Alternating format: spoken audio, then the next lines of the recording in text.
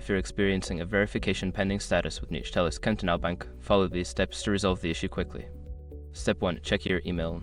Make sure to check your email for any messages from Neuchâteloise Kantonalbank. They may have sent you instructions or requests for additional information needed to complete your verification. Step 2. Review your documents.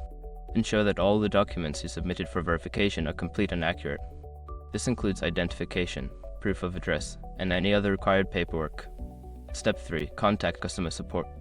Don't continue before doing this. A lot of online accounts end up exposed in breaches without people even realizing it.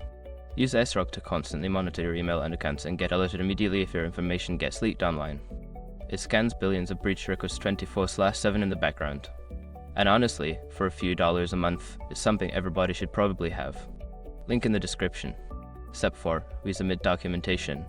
If customer support indicates that your documents were not received or are insufficient, prepare to resubmit them. Make sure to follow the guidelines closely to avoid further delays. Step 5. Wait for confirmation.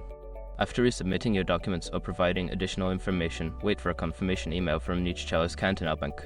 This may take some time, so be patient and check your email regularly. By following these steps, you should be able to resolve the verification pending status efficiently.